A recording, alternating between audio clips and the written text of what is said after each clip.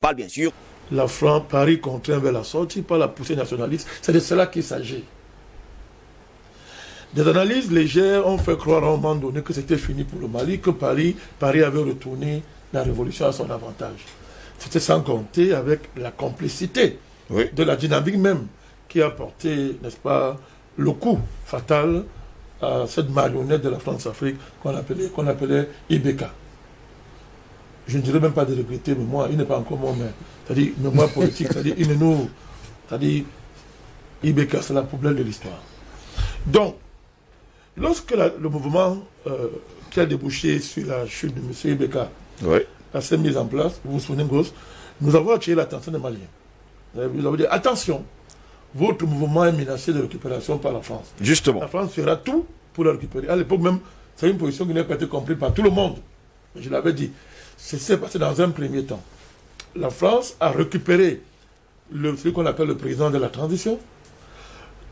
C'est un tandem Macron-Ouattara, mais qui ne sont que la face visible de tout l'iceberg qu'on venu de citer, États-Unis, Angleterre, Union européenne, tout ça. Et derrière, vous avez les Rothschild, les 13 familles, toujours, gens. Donc, ils ont retourné ce président de transition, n'est-ce pas? Ils l'ont retourné. Comment ça a commencé? Il faut le rappeler. Ils ont obtenu, à la faveur du voyage de ce président de transition en France, la dissolution du CNPS, du CNSP, le Comité national de salut public. On dissolve ça formellement. Et c'était avec les pressions extraordinaires du plus grand économiste du monde, qui préside en Côte d'Ivoire. Extraordinaire. À l'époque, c'était le mélange.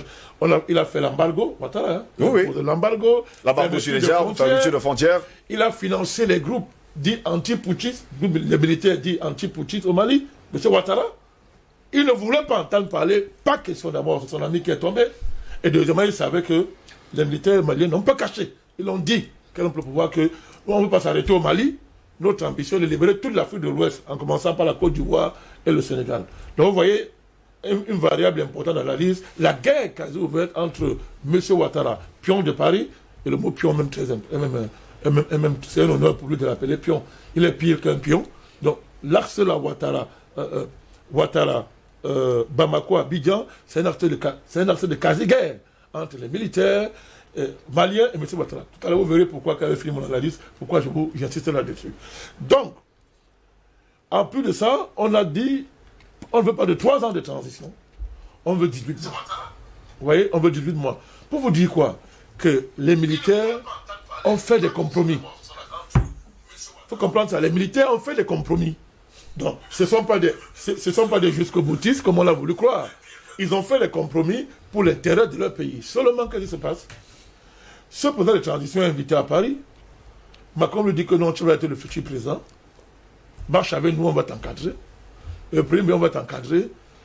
Liquide de nous, chasse du gouvernement, du moins, chasse de la transition, les militaires légitimes, c'est-à-dire les figures emblématiques du mouvement qui a abouti à la chute d'Ibeka, ce plan militaire. C'était ça.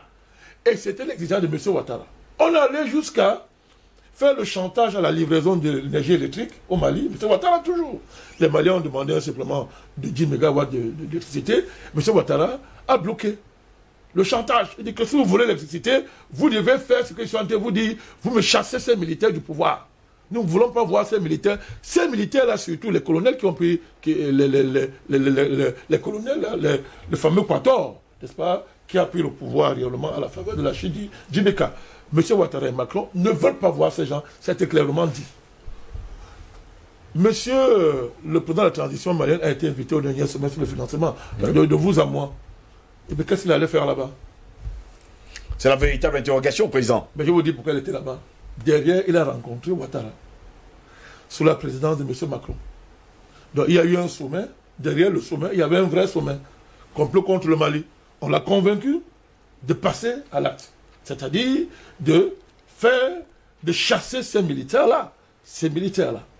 Or, en le faisant, il violait, je suis sur le factuel, il violait la charte de la transition, qui est claire. La charte de la transition confie, n'est pas les domaines de la sécurité, n'est-ce pas, du Mali, la sécurité et la réconciliation nationale du Mali, à ces militaires-là. C'est pour ça qu'il a été, M. Assimi Goïta est le vice-président de la transition. Ce n'est pas le hasard. Donc, le deal était clair. On ne perd pas de changement sans concertation, sans consultation. Avant même ça déjà, Assimi Goïta avait déjà interpellé le chef d'État de la sous-région sur le comportement inacceptable du président de la transition et son premier ministre qui prenait des airs inacceptables à l'égard de la charte de la transition. Et là, il a franchi la ligne rouge. Il a formé le gouvernement avec pour objectif de mettre à l'écart ces militaires dont ils sont en train de parler, Assimi Goïta et les autres. Or, qu'est-ce que ces militaires demandent? Parce qu'il faut expliquer que les gens comprennent. Ces militaires disent que il faut mettre les vrais problèmes du Mali sur la table. Que le problème du Mali, ce n'est pas un habillage électoral. Ce n'est pas l'élection. Vous allez voir ce président de l'élection. Non, il faut l'élection, on change la constitution, on fait les élections. Les bêtises de Paris, là, les mêmes choses. Ouais. L'habillage électoral. Pour voiler les vrais problèmes. Il dit que il faut qu'on mette sur la table l'intégrité territoriale du Mali. Il faut qu'on revoie les accords d'Adjé qui consacrent la partition du Mali. Ou on vous dit un accord, on vous dit que désormais les ressources d'une région du pays, particulièrement la région la plus riche, à 60% vont revenir à l'État, soi-disant de la Zawa, qui n'existe pas. Hein? Mais on met ça dans l'accord. Et 40% à l'État malien. Donc on consacre de fait la partition du pays. Et l'État de la Zawa, l'on connaît, c'est une création. C'est la France qui veut créer un tel État. Les militaires disent c'est inacceptable. C'est inacceptable. Donc il faut qu'on pose les vrais débats sur la table. Le monsieur de la transition, depuis qu'on l'a dit à Paris qu'il va être président, il ne veut pas entendre parler, tout pour lui, c'est mettre à exécution les pressions de monsieur Ouattara, n'est-ce pas? Et le plan de la France. Et le plan de la France. Et quand on parle de la France, et tous ceux maintenant qui sont sortis là derrière, ce que vous appelez communauté internationale. Voilà le choc. Voilà le problème du Mali. Or, monsieur Goss, et là maintenant je viens sur le plan géopolitique, comme la France est maudite, du moins la France officielle, et est dirigée par un jupitérien qui n'est pas de la Terre, il est perdu. Il va d'erreur en erreur. Il a donc commis l'erreur d'encourager ce monsieur, n'est-ce pas, croyant que la condescendance, l'arrogance, on a enterré en conquis, croyant que tout est cuit, rassuré par le plus grand économiste du monde, n'est-ce pas, que non, l'expression est en main, ils ont poussé le gars à faire l'erreur, cette grave erreur, de faire le gouvernement sans consulter le vice-président, faire le gouvernement en violant la charte de la transition. Eh bien, l'armée a le plus de pouvoir. Et pour vous dire que les choses sont sérieuses, Goodluck Jonathan, vraiment, un voyou. Je dis, un voyou. Et je vais dire pourquoi j'appelle voyou. Il a livré son pays à Boko Haram. Il était en tête, à l'époque, du conglomérat de présidents manipulés par la communauté dite internationale, qu'il m'a dit au départ de Gbagbo. Vous avez oublié? On n'a pas oublié. Et Goodluck Jonathan était en train de demander de bombarder. Il avait dit qu'il faut une intervention militaire en Côte d'Ivoire pour chasser Gbagbo. Vous comprenez donc le lien qu'il y a entre lui et M. Ouattara. Pourquoi on le positionne comme médiateur de la CEDEAO sur la question, préparant son retour à la politique? Parce qu'il veut revenir. Il veut revenir. Et Boko Haram n'est pas... Vous voyez la situation du Niger aujourd'hui avec Boko Haram. Et vous voyez les dégâts en termes de menaces géopolitiques dans toute la sous-région. Pour comprendre les enjeux qu'il y a dans le fait qu'on place ce monsieur simplement comme médiateur dans la crise. Hier, quand il est arrivé, on l'a dit on ne te reçoit pas à Kati. Vous êtes au courant? Yes. Oh oui, il y a des informations. On ne vous reçoit pas ici. Attendez-nous à le serrer, disons. C'est sérieux. Et derrière, donc, il y a l'enjeu russe. Les militaires qui, depuis qu'ils sont là, passent leur commande à la Russie pour les armes, pour l'achat d'armes, sont très avancés dans les négociations avec Moscou. Et les choses sont claires, mon cher Goss. On est dans un tournant là dans le sort de l'Afrique. C'est un tournant, là où je vous le dis. C'est un tournant. Et là, je vais shooter par là. C'est un tournant parce que vous voyez la sortie de la communauté dite internationale, la communauté des bandits, qui disent qu'ils sont une communauté internationale. Les États-Unis, ça ne vous surprend pas?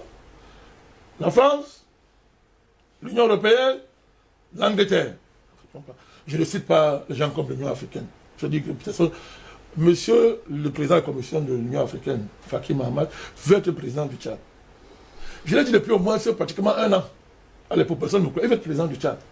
Donc il passe son temps à donner les gages tous les jours, matin, midi, soir, à ses patrons.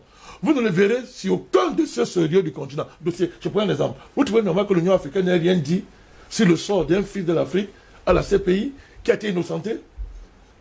Deux fils d'Afrique bien goudé le président Gbagbo, et ils ne sont pas capables de faire un communiqué pour dire nous saluons l'innocentement du président Gbagbo et S'il n'était pas complice déjà, président Badakani. Mais c'est à le dire, l'Union africaine a été impliquée à fond dans la crise de Guadeloupe. Vous devez donc comprendre. Non, je prends seulement l'exemple. Pour vous dire à quoi sert l'Union africaine.